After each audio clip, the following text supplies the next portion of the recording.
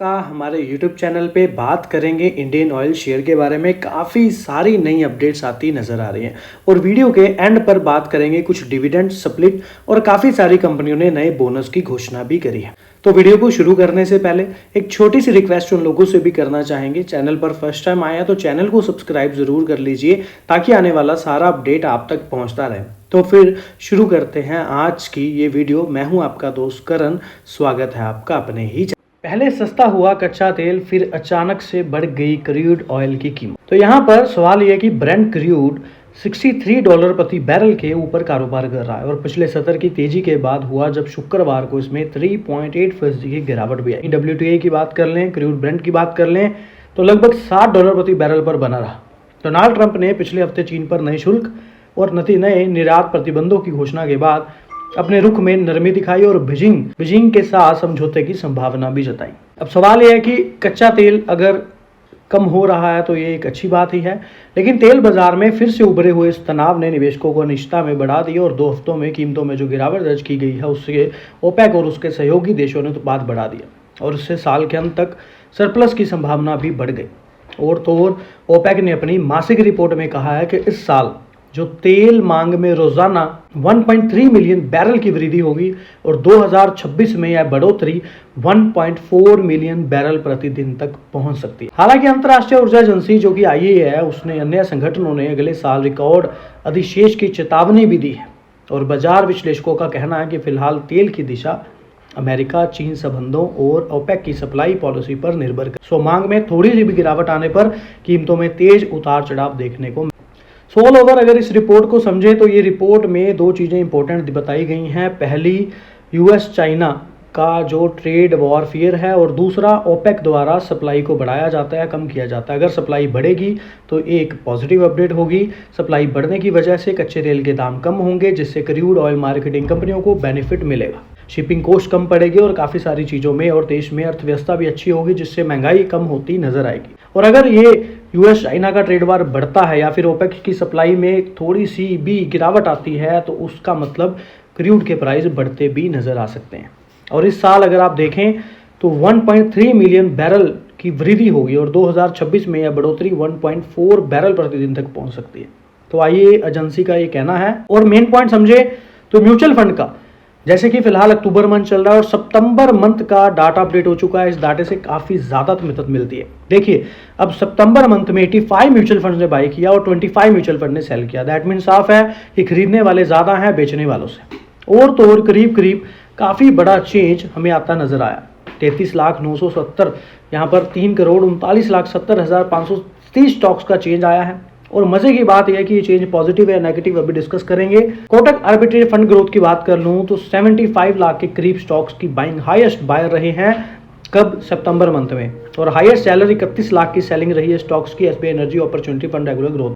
Top buyers की बात करूं तो कोटक ने सबसे ज्यादा क्वांटिटी खरीदी। ऑलरेडी इनके पास पहले से भी क्वांटिटी करीब अब 1.5 करोड़ की क्वांटिटी। ICICI प्रूडेंशियल इंडिया ने भी 67 लाख प्लस स्टॉक्स खरीदे। टाटा आर्बिट्रेज फंड ने भी 65-6 लाख स्टॉक्स खरीदे। इन्वेस्को इंडिया, SBI आर्बिट्रेज, इन्होंने भी करीब 65 लाख और 30-31 लाख स्टॉक्स खरीदे। फिर यहाँ पर नीचे कम होते जाएंगे। ICICI prudential, ICICI children fund, इन्होंने भी 10-10 लाख की क्वांटिटी बाय की। DSP नेचुरल रिसोर्सेज ने भी 10 लाख स्टॉक्स की बाइंग की। एक चीज़ क्लियर हो रही है, बाइंग काफ़ी आई है। देखा जाए तो 60 लाख से अबव जो हैं करीब 4 म्यूचुअल फंड ऐसे हैं जिन्होंने 60 लाख से अबव स्टॉक्स की बाइंग करी है। बेचने वालों की बात करूं तो 2 ही बायर हैं जो बेचते नजर आए हैं, जो कि काफ़ी ज़्यादा क्वांटिटी भी नहीं है। भारत 22 ETF ने बेचे हैं करीब 20 लाख स्टॉक और SBI एनर्जी अपॉर्चुनिटी फंड ने बेचे हैं सिर्फ 31 लाख स्टॉक। और अगर इनके पास रिमेनिंग क्वांटिटी की बात करें तो करोड़ों में, इनके पास करोड़ों में पहले से इंडियन ऑयल के शेयर पड़े हैं। और इसके अलावा आप देख सकते हैं 78,000, 5630, तो ये स्टॉक्स की ही सिर्फ बिकवाली की गई, यानी कि खरीदारी बहुत ज़्यादा की गई है। म्यूचुअल फंड द्वारा लास्ट मंथ में अब काफ़ी अच्छी पोजीशन इंडियन ऑयल में बना ली गई और उस चीज़ का इम्पैक्ट आपको स्टॉक पर देखने के लिए भी मिल गया। 138.40 से स्टॉक 155 तक करीब पहुंचता नजर आया। तो इस तरह से म्यूचुअल फंड का डाटा जो है काफ़ी बढ़िया रहता है जिससे समझने में मदद मिलती है। खाड़ी देशों के निवासियों के लिए अच्छी खबर ये है कि ओपेक प्लस द्वारा नवंबर में तेल उत्पादन बढ़ाने की योजना के कारण ईंधन की कीमतों में गिरावट आई। तो काफ़ी सारी मिक्सअप अपडेट्स हैं जिनको समझेंगे। देखिए, सऊदी अरब और संयुक्त अरब अमीरात की बात करें तो कुवैत जैसे जो प्रमुख देश हैं जो कि ओपेक प्लस का गठबंधन करते हैं या फिर उनको चलाते हैं, तेल उत्पाद में वृद्धि की घोषणा की है और इस कदम से वैश्विक तेल में पहले से ही 3% से ज़्यादा की गिरावट आ चुकी, जिससे क्षेत्र में और रोज़मर्रा के खर्चों में भी बचत हो सकती है। मेन पॉइंट समझे तो इंडियन ऑयल या ऑयल मार्केटिंग कंपनियों को क्या बेनिफिट हो सकते हैं, और इसके साथ और भी कुछ पॉइंट है जैसे कि कार और परिवहन के लिए भी ईंधन की कीमतें कम होंगी।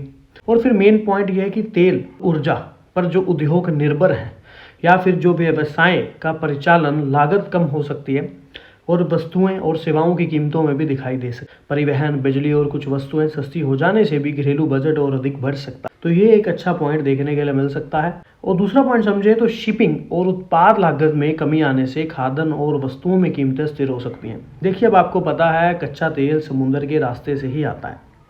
ऑयल मार्केटिंग कंपनियां जो अपना कच्चा तेल है खाड़ी से जो रास्ते हैं, बहुत सारे रास्ते हैं जहां से कच्चा तेल आता है समुद्र के ज़रिए, शिपिंग कॉस्ट जो रहती है वहां पर, अगर ये चीज़ें का रेट कम होंगे तो शिपिंग कॉस्ट में भी लागत जो है वो कम पड़ेगी, जिससे ऑयल मार्केटिंग कंपनियों को काफ़ी बचत रहेगी। और फिर समझें तो एक पॉइंट यहाँ पर ये भी है, अगर पीयर कंपैरिजन में जस्ट पी रेशो की बात कर तो पी रेशो के अकॉर्डिंग HPCL इंडियन ऑयल से ज़्यादा सस्ता है, अगर पी रेशो के अकॉर्डिंग, वैल्यूएशंस के अकॉर्डिंग समझे। और HPL से भी ज़्यादा सस्ता है BPCL, यानी कि पी रेशो के अकॉर्डिंग BPCL इस समय बिल्कुल सही दाम पे, आकर्षक दाम पे मिल रहा है। तो क्या इंडियन ऑयल नहीं खरीदना चाहिए? देखिए, ऐसा कोई पॉइंट नहीं है। पी रेशो का अकॉर्डिंग था मतलब अगर 10 से नीचे पी रेशो रहती है तो वेल एंड गुड रहता है, लेकिन अगर समझें तो कोई बहुत ज़्यादा महंगे दाम भी नहीं है, कोई बहुत ज़्यादा पी रेशो के अकॉर्डिंग स्टॉक महंगा नहीं है। अगर ये 25, 30, 35, 40 तक होता फिर समझने का पॉइंट था, लेकिन एक बार समझा जाए, हाँ, अगर इनके पीयर कंपैरिजन करें तो ये ज़्यादा इस टाइम आकर्षक दाम पे मिल रहे हैं। अगर हम सेल्स की बात करें तो जल्दी ही कंपनी के रिजल्ट्स भी आने वाले हैं। देखिए, अगर क्वार्टर ऑन क्वार्टर सेल्स की बात करें तो 1,92,341 लाख की सेल्स जून क्वार्टर में देखने के लिए मिली है। वहीं लास्ट ईयर की बात करें, जो कि अभी रिजल्ट आएंगे, अगर लास्ट ईयर की बात करें तो लास्ट ईयर में कंपनी की जो सेल्स रही थी वो 1,74,976 लाख रही। सो दैट मीन कहीं ना कहीं अगर क्वार्टर ऑन क्वार्टर सेल्स में जंप रहता है तो ये काफ़ी अच्छा रहेगा। और तो और अगर कंपनी के रिजल्ट्स की बात करें तो 27 अक्टूबर की बात कही जा रही है। अगर रिजर्व्स की बात कर लें तो नो डाउट कंपनी के रिजर्व भी बढ़ते नजर आ रहे हैं, और जब रिजर्व कंपनी का अच्छा बढ़िया बना रहता है, कंपनी के लिए बोनस डिविडेंड चीज़ें देनी जैसी आसान रहती हैं। No doubt number of shareholding pattern में काफ़ी कमी देखने के लिए मिली। 1 लाख से ज़्यादा नंबर ऑफ शेयर होल्डर्स यहाँ पर कम होते नजर आए, लेकिन फिलहाल इस क्वार्टर में क्या होगा वो भी देखने लायक होगा। So all over main structure को समझें तो मेन स्ट्रक्चर तो पॉजिटिव ही निकलता है। आगे कच्चे तेल के दाम कम होते हैं या हो रहे हैं। HPCL, BPCL और इंडियन ऑयल शेयरों में S2 के लिए उज्जवल संभावनाएं ऑयल मार्केटिंग कंपनियों को शेयरों को बढ़ावा दे सकती है।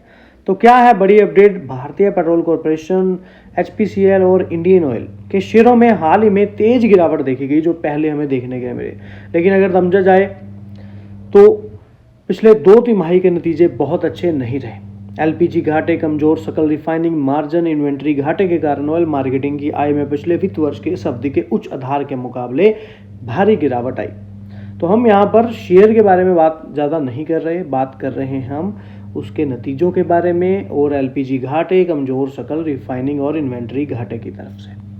लेकिन बात करें ICICI सिक्योरिटीज की तो उनके द्वारा कहा गया है कि आगे आय में सुधार की उम्मीद है, क्योंकि उनका मानना है कि GRM में संभावित सुधार और एक मजबूत मार्केटिंग दूसरी छमाही, यानी कि अब जो Q2 के लिए जो शुभ संकेत हैं, जो कि घरेलू ब्रोकरेज फर्मों को तीनों ऑयल मार्केटिंग कंपनियों के शेयर आकर्षक मूल्यांकन पर मिल रहे हैं। यह सिक्योरिटीज ने भी कहा है कि सबसे खराब स्थिति में भी जब सरकारी सहायता 0 हो जाती है तब भी मजबूत GRM और मजबूत मार्केटिंग मार्जिन द्वारा संचालित वित्त वर्ष 25 की जो दूसरी छमाही का शानदार प्रदर्शन इस प्रभाव को कम करने में मदद कर सकता है। तो एक पॉजिटिव जो है अपडेट हमें देखने के लिए मिल रही है, जहां पर अगले 12 से 18 महीनों में इन तीनों कंपनियों के लिए बेहतर संभावनाएं दिख रही हैं। कच्चे तेल की कीमतों में लगातार गिरावट की संभावना के साथ, क्योंकि कच्चा तेल गिरता है, जो कि हम हर वीडियो में आपके साथ डिस्कस करते हैं कि क्या बेनिफिट रहता है ऑयल मार्केटिंग कंपनियों को, उत्पाद मार्जिन में भी कमी आए बिना और कीमतों भी अपेक्षाकृत कम स्थिरता के कारण,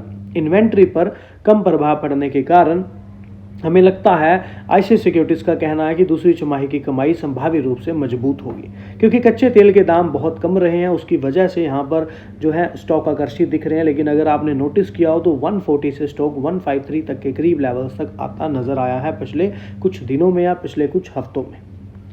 और वहीं पर ब्रोकरेज ने कहा है कि पिछले वर्षों के रुझानों को देखते हुए वित्त वर्ष 2025 के अंत तक कम से कम आंशिक जो एलपीजी की क्षतिपूर्ति मिलने की संभावना काफ़ी अधिक है। आपको पता है लास्ट ईयर या लास्ट क्वार्टर से पहले कहें तो इन कंपनियों को, ऑयल मार्केटिंग कंपनियों को सिलेंडर के पीछे, हर एक सिलेंडर के पीछे 150 रुपये का घाटा पड़ा है, जिसकी वजह से यहाँ पर एक नकारात्मक चीज़ देखने के लिए मिली थी। लेकिन ऑयल मार्केटिंग शेयरों पर फिलहाल संभावना जो है एलपीजी की क्षतिपूर्ति मिलने की वजह से एक पॉजिटिव सिनेरियो बना हुआ है, और जिसमें एचपीसीएल और उसके बाद बीपीसीएल और आईओसी इसके पसंदीदा क्रम में है। अगर मौजूदा मूल्यांकन की बात कर लें तो इंडियन ऑयल के शेयर वित्त वर्ष 27 में प्रति शेयर आय के 5.4 गुना और ईवी बीटा के आधार पर 4.3 गुना पर कारोबार कर रहे हैं। वहीं पर आईसीआईसीआई सिक्योरिटीज ने अगले 18 महीनों में जो भविष्य को देखते हुए मूल्यांकन आकर्षण अट्रैक्टिव बताया है रेट को या शेयर को, लेकिन उन्होंने अपनी खरीद की नीति दोहराई और टारगेट को 197 रुपये बताया। इंडियन ऑयल की बात कर लें तो यहाँ पर फिलहाल इन्होंने इंडियन ऑयल के लिए पहले 205 रुपये तक का लक्ष्य जो है यहाँ पर देखने के लिए मिला है, जो कि पहले भी यहाँ पर 197 का बताया गया था। वहीं पर समझें तो आईसीआईसीआई सिक्योरिटीज़ ने जीआरएम और इन्वेंट्री और अगले कुछ महीनों में ईंधन की कीमतों में भी भारी कटौती और एलपीजी घाटे के बढ़ने की आशंकाओं के कारण पिछले 3 महीनों में इंडियन ऑयल में 24% तक की गिरावट देखने मिली। नवंबर में भी सिंगापुर जीआरएम के $6 प्रति बैरल तक पहुंचने और उच्च विपणन मार्जिन के साथ 12 से 18 महीनों के लिए परिप्रेक्ष्य एक आशावादी बने हुए हैं, ऐसा इनका कहना है। या सिक्योरिटीज़ का भी लगभग ऑयल मार्केटिंग कंपनियों पर आशावादी हैं, और अपसाइड क्षमता को देखते हुए इंडियन ऑयल का न्यूट्रल टीपी जो है टारगेट 154 रुपए की बात यहाँ पर कही गई है, और यहाँ पर स्टॉक को जो है प्राथमिकता देते यहाँ पर एचपीसीएल बीपीसीएल को भी नजर आ रहे हैं। और सरकारी समर्थन के अभाव में एलपीजी सब्सिडी जो है ऑयल मार्केटिंग पर भारी पड़ सकती है। तो लगभग समझा जाए तो वित्त वर्ष 25 की आपको पता है सब्सिडायरी का 40,000 करोड़ रुपए तक पहुंचाया जाएगा या फिर पहुंच जाएगा, और 25 की पहली छमाही में तेल विपणन कंपनियों को 17,500 करोड़ रुपए का असर पड़ा, और दूसरी छमाही में 22,500 करोड़ रुपए का एक वृद्धिशाली ग्रोथ होता प्रभाव देखने को मिला। सो अगर विश्लेषण समझें तो सरकार कमी का 60% प्रदान करती है, और ईबिटा आईओसीएल के लिए 41,320 करोड़ रुपए करीब तक पहुंच सकता है, और ब्लूमबर्ग की बात कर लें तो 40,460 करोड़ तक। इस तरह से यहाँ पर जो है सिनेरियो बनते नज़र आ रहे हैं। और फिर आपको ये भी पता है कि अपनी आय में जो एलपीजी की बात करें एक 17-18 हज़ार करोड़ रुपए के अप्राप्त घाटे का अनुमान भी लगाया, और अंत तक 50% ही पूरा हो पाएगा। तो इस तरह से कुल मिलाकर के अगर सिनेरियो को समझें तो इस तरह से जो है जो यहाँ पर मार्जिन्स दिया जा रहा है, जो गवर्नमेंट की तरफ से एक जो मुआवजे की बात कही गई थी, जो एक बड़ा स्टेटमेंट आता है गवर्नमेंट की तरफ से नज़र आया था, उसके देखते 12 किस्तों में वो पैसा दिया जाएगा। सो उसके अकॉर्डिंग यहाँ पर फिलहाल पॉजिटिव सिनेरियो बना हुआ है। लेकिन 100 रुपये भी अगर निवेश करने हैं तो 5-5 करके 20 बार में करें, ताकि स्टॉक गिरे हर 5 पॉइंट या 4 पॉइंट 3 पॉइंट गिरने पर थोड़ा एकोमोडेशन कर सकते हैं। लंबे समय में काफ़ी अच्छे रिटर्न बनते नजर आ सकते हैं। लेकिन 2 चीज़ें हमेशा ख्याल में रखनी है। पहला, क्रूड ऑयल के भाव बहुत मैटर करते हैं, और फिर क्वार्टर ऑन क्वार्टर कंपनी के क्या रिजल्ट रह रहे हैं। देखिए, छूट के बढ़ने के कारण भारतीय जो रिफाइनरियां हैं वो अधिक रूसी तेल खरीद सकती है। रिफाइनरियां आने वाले महीनों में रूस से तेल आयात को बढ़ावा देंगी, क्योंकि वाशिंगटन के साथ साथ व्यापार वार्ता जारी है और पर्याप्त आपूर्ति के बीच छूट भी मिल सकती है। तो आपको पता है रशिया से जो क्रूड ऑयल खरीदा जाता है भारत के जरिए, वो कहीं ना कहीं अन्य देशों से सस्ता मिलता है, उस पर कुछ छूट मिलती है। अगर वो छूट ज़्यादा मिलेगी तो नो डाउट कि तेल रूस से ही भारत ज़्यादा खरीदेगा, क्योंकि वहीं पर उसको एक बड़ा बेनिफिट मिलेगा। सेकंड पॉइंट यहाँ पर है कि नोमुरा की भी रिपोर्ट आती है यहाँ पर नज़र आ रही है। उन्होंने काफ़ी सारे स्टॉक्स को कवर किया है, लेकिन हम अगर बात करें ऑयल मार्केटिंग कंपनियों की या फिर बात करें इंडियन ऑयल की, वैसे तो नोमुरा ने वित्त वर्ष 2026 की जो क्वार्टर 2 पे भारत के तेल और गैस क्षेत्र के मिश्रित आय 70 की जो उम्मीद की है। तेल कंपनियां जो कि ऑयल मार्केटिंग कंपनियों को कमजोर विपणन मार्जिन के कारण प्रॉफिटेबिलिटी में काफ़ी गिरावट का सामना करना पड़ सकता है, ऐसा इनका मानना है। जबकि अपस्ट्रीम जो उत्पाद हैं, जो कि कच्चे तेल की प्राप्ति या फिर मुद्रा लाभ से लाभ हो सकता है, और इनपुट लागत रुपए के अवमूल्य के बीच गैस जोसूस पर नाम आने की उम्मीद है। सोल ओवर इनके द्वारा मार्जिन्स में जो है वो कहीं ना कहीं प्रॉफिटेबिलिटी में गिरावट का सामना करना पड़ सकता है। जबकि इस दूसरे पॉइंट पर समझें जो कि अपस्ट्रीम जो उत्पाद हैं जिनको मजबूत कच्चे तेल की प्राप्तियां हैं उसमें मुद्रा जो पैसे से जो लाभ हो सकता है।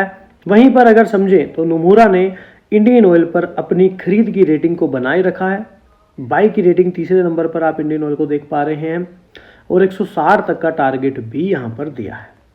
इसके अलावा HPCL, BPCL, Indian oil, Nomura ने ऑयल मार्केटिंग कंपनियों में आय में भारी गिरावट का अनुमान लगाया है क्योंकि कम मार्केट मार्जिन से रिफाइनिंग मार्जिन के बेहतर प्रदर्शन की भरपाई कर दी है। HPCL और IOCL का जो यहाँ पर ये बता रहे हैं, यानी कि इंडियन ऑयल का जो EBIT की बात की जा रही है उस पर इंडियन ऑयल का 15% घटाकर 10,660 करोड़ रहने का अनुमान इनके द्वारा जताया जा रहा है और रिफाइनिंग मार्जिन में सुधार दिख रहा है, ऐसा इनका मानना है। वहीं पर HPCL $3.1 प्रति बैरल के मुकाबले $7.3 प्रति बैरल और इंडियन ऑयल $2.2 प्रति बैरल के मुकाबले 6.2 प्रति बैरल पर जो इन्वेंट्री में बढ़ोतरी से संभव हुआ है, जो कि इनका कहना है कि रिफाइनिंग मार्जिन में सुधार दिख रहा है। वहीं पर समझे तो अगले साल से सस्ता हो जाएगा पेट्रोल डीजल। ग्लोबल एक्सपर्ट ने बता दिया कच्चे तेल का खेल। समय से ये अपडेट देखने के लिए मिल रही हैं जहां पर कच्चे तेल की कीमतों को 60 से $55-50 के बीच में देखा जा रहा है। काफी समय से ये रिपोर्ट चलती आ रही है लगातार। जब भी कुछ ऐसा माहौल तनाव देशों में पैदा होता है तभी से ही ये न्यूज आनी शुरू हो जाती है कि इकोनॉमिक टाइम्स के अनुसार ही देख लें तो यूएस एनर्जी फॉर्मेशन अनुमान है कि अगले साल ब्रेंट क्रूड ऑयल का औसत दाम $52 प्रति बैरल जो कि मौजूदा $66 से काफी कम है। तो इस तरह से अगर हम वॉल स्ट्रीट के बड़े बैंक गोल्डमैन सैश की बात कर लें या JP मॉर्गन की बात कर लें तो उनका भी 2026 में ब्रेंट क्रूड की कीमत $56 प्रति बैरल रहेगी, ऐसा उनका मानना है। अच्छे तेल की कम कीमतें होती हैं तो देश में महंगाई तो कम होगी ही, वहीं पर ऑयल मार्केटिंग कंपनियों को भी काफी अच्छा फायदा होगा। तो कुछ इस तरह से मिली जुली अपडेट्स जो है देखने के लिए मिल रही हैं, जहां पर नोमुरा की रिपोर्ट देखने के लिए मिली और फिर रूस से तेल की बात भी कही जा रही है। बाकी कोई बड़े निवेश की योजना तो सामने अभी तक नहीं देखने के लिए मिली। पहले जो अपडेट्स रही हैं लास्ट मंथ वो यहाँ पर काफ़ी अच्छी अपडेट्स रही हैं, जो कि इन्वेस्टमेंट तो लगातार देखिए कहीं ना कहीं प्रोजेक्ट पर इंडियन ऑयल द्वारा करी जाती ही है।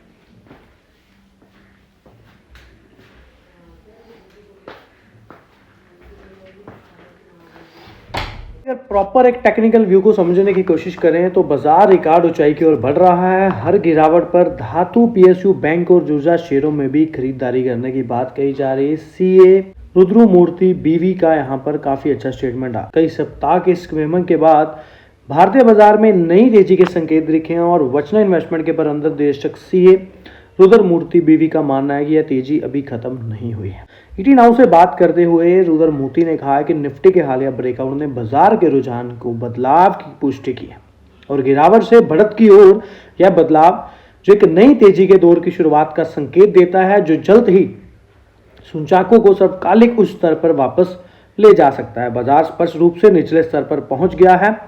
यह स्थिति ऊपर और नीचे की ओर बढ़ने की ओर मुड़ गई है और यह एक मजबूत टेक्निकल संकेत है कि तेजी का अगला चरण शुरू हो गया है, ऐसा इनका मानना है। और निफ्टी भी 4 सत्रों से हरे निशान में बंद हुआ है।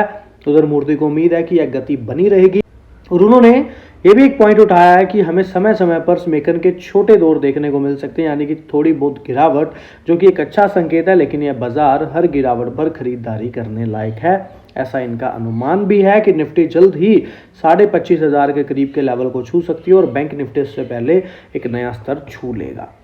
FI की लगातार बिकवाली के बावजूद भी रुद्रमूर्ति का मानना है कि विदेशी निवेशक जल्द ही खरीदार के रूप में वापस आएंगे और अपनी शॉर्ट पोजीशन को कवर करेंगे और नई पूंजी जोड़ेंगे। पिछले एक साल में भारत का प्रदर्शन वैश्विक बाजारों के मुकाबले तो कमजोर रहा, लेकिन FI जल्द ही तेजी की ओर रुख करेंगे और यह बस समय की बात है।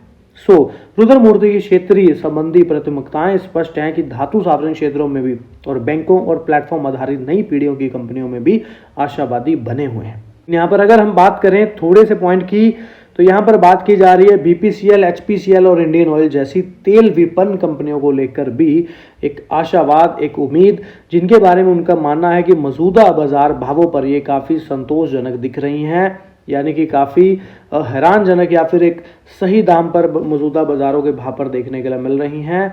और यहाँ पर तेल विपणन कंपनियों को लेकर आशावादी की बात भी कही गई है। और भी काफ़ी सारे स्टॉक्स पर इन्होंने अपना रुख जो है लिया है, लेकिन मेन पॉइंट इन्होंने निफ्टी को तेजी की बात कही है। और फिर आपको पता है क्रूड ब्रेंट की भी मांग में जो है गिरावट होती नजर आ रही है और नरेंद्र तनेजा का भी एक बयान आता नजर आ रहा है। तो ओपेक प्लस के जो फैसले हैं उनके कीमतों को सपोर्ट मिल रहा है और नवंबर में ओपेक प्लस ने 1.37 लाख बीपीडी उत्पाद बढ़ाने का फैसला किया। मेन पॉइंट समझे तो देखिए, मेन पॉइंट ये है कि एक्सपर्ट मानते हैं कि ओपेक प्लस का यह सतर्क फैसला बाजार के जो संतुलन में बनाए रखने में मदद कर सकता है। रिफाइनरी में उत्पाद आपको पता है घटा है और उत्पाद फिर से शुरू होने में 1 महीना लगेगा। और तो और पॉइंट समझे तो पिछले एक हफ्ते में इसमें 1% की गिरावट कच्चे तेल में देखने के लिए मिली, जबकि जनवरी 2025 में अब तक इसमें 12% की गिरावट दर्ज की गई है। वहीं एक साल में 15% का नेगेटिव रिटर्न कच्चे तेल में देखने के लिए मिला। तो एक यहाँ पर पॉइंट समझे तो सऊदी और ओपेक बाजार पर अपना दबदबा सुनिश्चित कर रहे हैं और दाम कम रखकर सऊदी अमेरिका राष्ट्रपति को खुश करने की भी कोशिश कर रहा है। ट्रम्प चाहते हैं कि कच्चे तेल का भाव काबू रहे और नरेंद्र तनेजा ने आगे कहा है कि कच्चे तेल की मांग बढ़ नहीं रही, डिमांड बढ़ नहीं रही और कच्चे तेल की डिमांड भारत से ही बढ़ने की उम्मीद है। कल ही ब्रिटिश पेट्रोलियम ने कहा है कि भारत जो रोजाना 55 लाख बैरल कच्चे तेल की खपत करता है, वे आने वाले समय में 90 लाख बैरल यानी दुनिया का सबसे बड़ा उपभोक्ता बनेगा। तो यहाँ पर इस तरह से कुछ पॉइंट रुख यहाँ पर दिए जा रहे हैं और ये काफ़ी अच्छा स्टेटमेंट, काफ़ी अच्छा अपडेट यहाँ पर देखने के लिए मिल रहा है। अगर कच्चे तेल के भाव, जो कि मैंने हर वीडियो में आपके साथ डिस्कस लगभग किया ही है, 70 के नीचे बने हुए हैं तो ऑयल मार्केटिंग कंपनी के लिए अच्छी बात है। इवन के पिछली अपडेशन में तो 55, 60, 50 तक भी क्रूड ऑयल के भाव की बात कही गई। जितने गिरते हैं उतना ही वेल एंड गुड है। मार्जिन्स में ऑयल मार्केटिंग कंपनियों के जो मार्जिन्स हैं, जैसे पेट्रोल डीजल में जो बचत है, तो कहीं ना कहीं कच्चे तेल के भाव कम रहने में ज़्यादा मदद मिलती है। एनालिसिस का मानना है कि आगे बाजार तेजी का रुख कर सकता है। ऐसा होगा या नहीं ये तो खैर बाजार ही तय करेगा। आपको क्या लगता है आप भी जरूर बता। इंडियन ऑयल कॉर्पोरेशन के लिए एक अल्पकालिक जो दृष्टिकोण है, जो नजरिया है, वो फिलहाल तेजी के रुझान को दर्शाता है। शेयरों में तेजी देखने के लिए मिल रही है। 144 से 43 के जो लेवल हैं, एक मजबूत सपोर्ट की बात कही जा रही है। इस बीच किसी भी गिरावट की स्थिति में गिरावट को सीमित कर सकता है, क्योंकि देखिए 21 जो मूविंग एवरेज टीएमए है, 55 और 100 के ऊपर एक तेजी का क्रॉस ओवर बनाने के कगार, और यह तेजी के क्रॉस ओवर बनाने के कगार पर है। तेजी के मामले को मजबूत करता आने वाले हफ्तों में इंडियन ऑयल कॉर्पोरेशन के शेयरों की कीमत 160, 163 तक बढ़ सकती है। ट्रेडर्स अभी इंडियन ऑयल कॉर्पोरेशन के शेयर 149 पर खरीद सकते हैं, बट 145 पर गिरावट पर खरीदारी करें। स्टॉप लॉस 139 पर रखें। जैसे ही शेयर 155 तक पहुंचे, स्टॉप लॉस को 152 तक बढ़ाएं। जब कीमत 15760 के पहुंच जाए तो स्टॉप लॉस को बढ़ाकर 155, 158 कर दें और 162 पर लॉन्ग टर्म पोजीशन से बाहर। लेकिन इसी के साथ एक विज्ञापन भी है जो बिजनेस लाइन पर, बिजनेस टुडे पर हमें देखने के लिए मिल रहा है। अब ये किसने कहा है, किसने नहीं कहा, ऐसा कुछ यहाँ पर नहीं दिया हुआ। आपको क्या लगता है आप भी कमेंट करके बताएं। मेन पॉइंट पर बात करते हैं। वैसे 160 से 163 तक के लेवल दिए जा रहे हैं। नीचे देखें तो यहाँ पर बात की जा रही है गुरु मूर्ति के बीएल रिसर्च ब्यूरो द्वारा, लेकिन इसमें किसी भी एनालिसिस द्वारा हमें कुछ नहीं देखने के लिए मिल रहा। चलिए मेन पॉइंट पर बात करते हैं कि पिछले कुछ दिनों से इंडियन ऑयल, बीपीसीएल, एचपीसीएल यानी कि ऑयल मार्केटिंग कंपनियों में तेजी का रुझान देखने को मिल रहा है। इन तीनों शेयरों में तगड़े वॉल्यूम के साथ बढ़त भी देखने को मिली। केआर चौकसी होल्डिंग प्राइवेट लिमिटेड के एमडी देवन चौकसी ने ऑयल मार्केटिंग शेयरों में तेजी की कुछ खास वजह बताई है। स्टेबल एनर्जी प्राइसिंग पॉलिसी, यानी कि इस समय सरकार की जो मंशा है वो स्थिरता को बनाए रखने वाली दिख रही है। ऐसे में नियामक जो अनिश्चितताएं हैं उनके कम रहने से पब्लिक सेक्टर ऑयल मार्केटिंग कंपनियों को लाभ हो सकता है।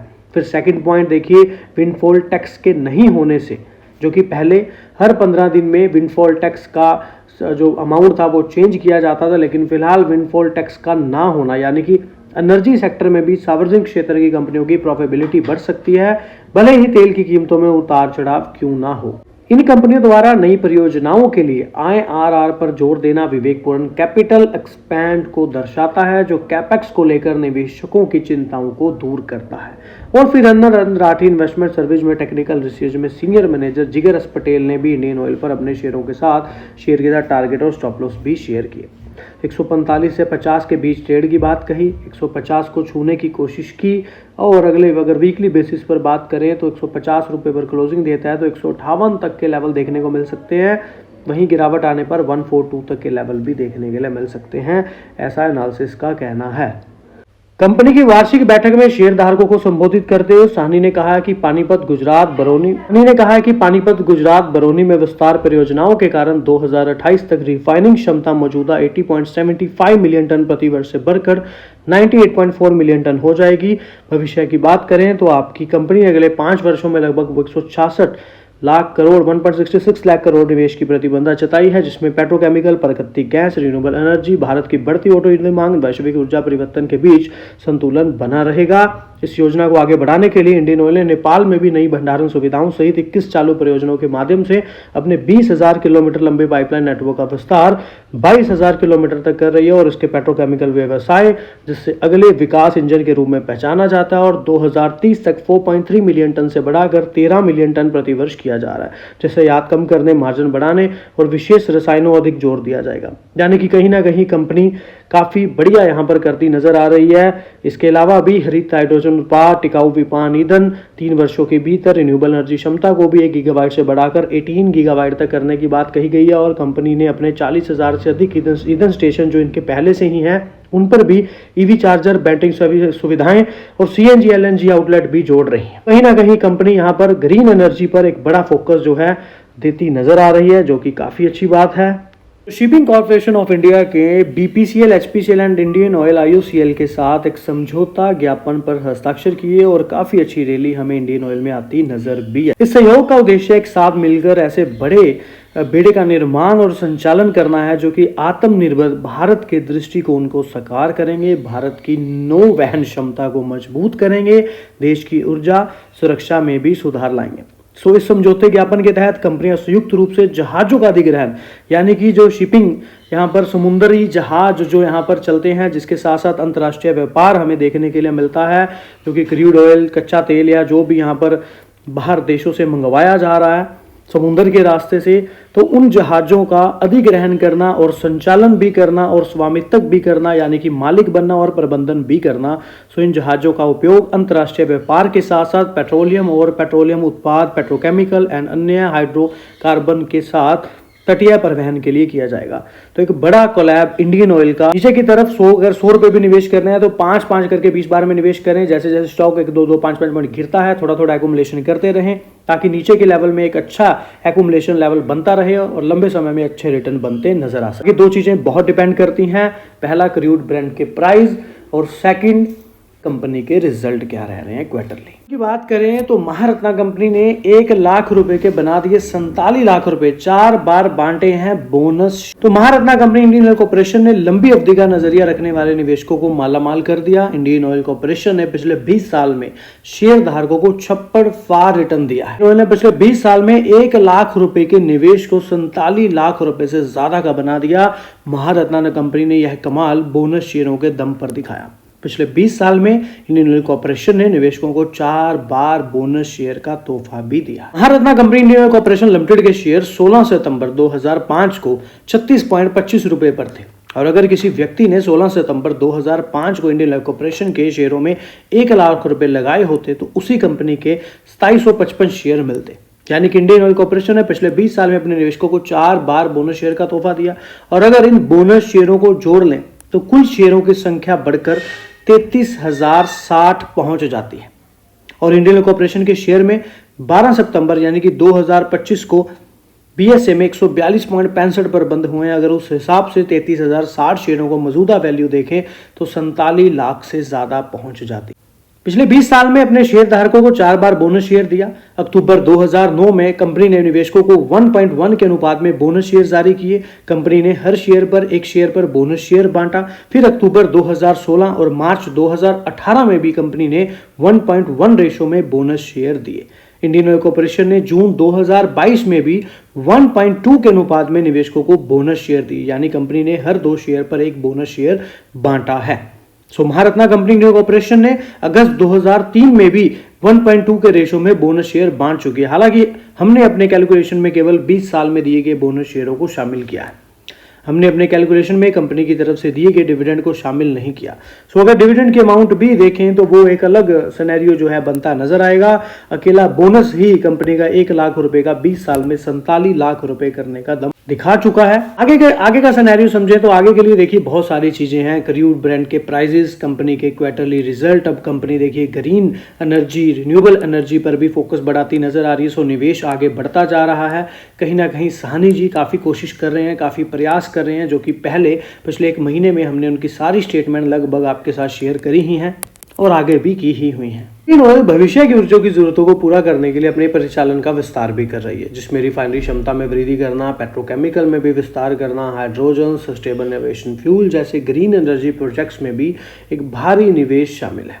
सो कंपनी पानीपत में भी एक प्रमुख ग्रीन हाइड्रोजन प्लांट लगा रही है, जो भारत का पहला ग्रीन हाइड्रोजन प्लांट होगा, जो कि 2046 तक आपको पता है नेट शून्य उत्सर्जन प्राप्त करने का लक्ष्य रखती है, गवर्नमेंट का एम है। और तो और थोड़ा सा डीप समझे तो पारादीप रिफाइनरी की क्षमता बढ़ाने की बात यहाँ पर करी जा रही है, जहाँ पर 15 मिलियन टन प्रति वर्ष से बढ़ाकर 25 MTPA की जाएगी और एक नेफ्ता क्रैकर इकाई स्थापित भी की जाएगी। फिर पानीपत में एक अत्याधुनिक 10 KT ग्रीन हाइड्रोजन प्लांट स्थापित किया जा रहा है, जो भारत का पहला होगा। ओडिशा के भी पारादीप में एक पेट्रोकेमिकल कॉम्प्लेक्स का निर्माण भी किया जा रहा है। और तो और company renewable energy, green energy, SAF पर भी, हाइड्रोजन में भी, ग्रीन हाइड्रोजन में भी विस्तार कर रही है। इसके अलावा कंपनी अपनी पाइपलाइन नेटवर्क को भी 22,000 किलोमीटर तक विस्तारित करने की योजना बना रही है। इसके अलावा EV चार्जर और CNG LNG आउटलेट के साथ अपने खुदरा नेटवर्क का विस्तार किया जा रहा है। 2040 तक शुद्ध शून्य परिचालन उत्सर्जन प्राप्त करना, जीवाश्म ईंधन से दूर, एक चुस्त और भविष्य के लिए तैयार रहना। और 2030 तक पेट्रोकेमिकल क्षमता को भी 13 मिलियन टन से अधिक करना। इंडियन ऑयल का यह विस्तार योजना भारत की ऊर्जा सुरक्षा को मजबूत करने और देश के ऊर्जा परिवर्तन में योगदान देने के लिए डिजाइन की गई है, जिसका मतलब साफ है कि एक बड़ी इन्वेस्टमेंट, भारी निवेश यहाँ पर आता हमें नजर आएगा। इंडियन ऑयल के शेयर टारगेट की बात की जा रही है। इंडियन ऑयल के विश्लेषकों ने खरीदने की सलाह दी। समझे तो 18 हाउस स्वदेश से बात करते हुए पृथ्वी फिनमार्ट के AVP head technical equity research हैं हरीश चुचार्य जी, उन्होंने शेयर खरीदने की सिफारिश की है। इंडियन ऑयल को अगर ट्रेडिंग के नजरिए से देखें तो बाजार विशेषज्ञ ने कहा है कि ऊर्जा क्षेत्रों के शेयर में निकट भविष्य में तेजी जारी रह सकती है और इंडियन ऑयल अच्छी गति खरीद हो सकती है। व्यापारिक दृष्टिकोण से अगर मूल्य की बात करें, टारगेट की बात करें इंडियन ऑयल की, तो बाजार जो विशेषज्ञ हैं, एनालिसिस है, उनके द्वारा शेयरों का भाव जो है 152 से 155 रुपए तक की बात कही गई है और 139 के स्टॉप लॉस के साथ उन्होंने यहाँ पर टारगेट की बात रखी है। वहीं पर इंडियन ऑयल के डिविडेंड की बात कर लें तो काफी लोगों को ये डिविडेंड कब आता नजर आएगा, तो 30 सितंबर से पहले जो है डिविडेंड आता नजर आ सकता है अकाउंट्स। वहीं पर समझे तो कंपनी में अगस्त में 3 रुपए का डिविडेंड और फिर उसके अलावा इंडियन ऑयल ने जुलाई 2024 में भी 7 रुपए का डिविडेंड दिया और 2023 में इंडियन ऑयल ने 2 मौकों पर जो है डिविडेंड दिया था, जो प्रत्येक शेयर पर कुल 8 रुपए। साहनी जी ने AGM मीटिंग जो 30 अगस्त को देखने के लिए मिली है और साथ में जो डिविडेंड है, डिविडेंड जो है वो यहाँ पर 30 सितंबर से पहले अकाउंट्स में आ जाना चाहिए। दूसरा पॉइंट समझे तो साहनी जी ने यहाँ पर 30 अगस्त को जो मीटिंग हुई है, जो आंकड़े आए हैं उसके अकॉर्डिंग उन्होंने बहुत बढ़िया स्टेटमेंट दी हैं, जबरदस्त बयान आए हैं। उन्होंने कहा है कि यह सब सख्त पूंजी अनुशासन द्वारा समर्थित है, जिससे सुनिश्चित होता है, जिससे ये तय होता है कि प्रत्येक निवेश दीर्घकालिक मूल्य पैदा करता है, इंडियन ऑयल के भविष्य के लिए तैयार रखना। साहनी जी जब से CEO बने हैं तब के बाद से बहुत बढ़िया जो है एक बिजनेस की रणनीति बनाई जा रही है। और ठीक है, अभी तक हम ये नहीं कह सकते कि ये एक्शंस में परिवर्तित किया जा रहा है, लेकिन अभी आपको पता है भू राजनीतिक जो ये चीजें, जो अस्थिरता बनी हुई है देश में या फिर अदर कंट्रीज में युद्ध को लेकर के, फिर अब ट्रेड वॉर का अलग सिनेरियो चलता नजर आ रहा है। लेकिन कहीं ना कहीं साहनी जी ने जो अपने अपने थॉट्स यहाँ पर हर बार जो इनकी स्टेटमेंट आती है हम आपके साथ शेयर करते हैं, तो कहीं ना कहीं एक उच्च बिजनेस मॉडल की, एक उच्च कंपनी को आगे लेके जाने वाली वो चीजें इनमें नजर आती हैं। मुझे ऐसा लगता है, आपको क्या लगता है आप भी बता सकते हैं। तो कंपनी ने बनाया अगले 5 साल का प्लान। क्रूड रिफाइनिंग बढ़ेगी, 1.66 लाख करोड़ का निवेश होगा। देश की सबसे बड़ी तेल रिफाइनरी और fuel retailer Indian oil corporation ने आने वाले 5 साल में अब तक की सबसे बड़ी विस्तार योजना का ऐलान किया। चेयरमैन अरविंदर सिंह साहनी ने शनिवार को शेयर धारकों को बताया कि कंपनी ट्रेडिशनल ऑयल कॉर्पोरेशन को मजबूत करने के साथ साथ पेट्रोकेमिकल्स और नेचुरल गैस और रिन्यूएबल एनर्जी में भी तेजी से निवेश करेगी। इसके लिए इंडियन ऑयल 1.66 लाख करोड़ रुपए खर्च करेगी। कंपनी का कहना है कि वह अपने रिफाइनिंग बिजनेस को अपग्रेड करना चाहती है। कंपनी अपनी क्रूड ऑयल रिफाइनिंग क्षमता को भी 80.75 मिलियन टन प्रति वर्ष से बढ़ाकर 2028 तक 98.4 मिलियन टन कर देगी। पानीपत, गुजरात, बरौनी रिफाइनरी में भी एक्सपेंशन प्रोजेक्ट चल रहे हैं। पाइपलाइन नेटवर्क को भी 22,000 किलोमीटर तक बढ़ाया जाएगा, जिसके लिए 21 प्रोजेक्ट पर काम हो रहा है। और नेपाल समेत कंपनी ने कहा है कि नए स्टोरेज फैसिलिटी बनाए जा रहे हैं, जिससे क्रॉस बॉर्डर एनर्जी भी सप्लाई मजबूत होगी। तो इस एक स्टेटमेंट में काफी सारी चीजें हमने पढ़ी और सुनी समझी। दूसरा पॉइंट समझे तो आईओसी पेट्रोकेमिकल प्रोडक्शन को भी 4.3 मिलियन टन से बढ़ाकर 2030 तक 13 मिलियन टन से ज्यादा करने का लक्ष्य रखती है। खास फोकस स्पेशलिस्ट जो केमिकल्स हैं उन पर होगा। भारत में भारी आयात निर्भरता है और कंपनी के 40,000 से तो ज्यादा भारत में पेट्रोल पंप हैं, वो अब मल्टी एनर्जी हब में भी बदलेंगे, जहां EV charging, battery swapping, CNG, LNG dispensing और अन्य सेवाएं मिलेंगी। और आईओसी ने क्लीन एनर्जी प्रोजेक्ट्स यानी कि रिन्यूएबल एनर्जी प्रोजेक्ट्स के लिए या फिर ग्रीन हाइड्रोजन पर भी कंपनी का बड़ा फोकस है।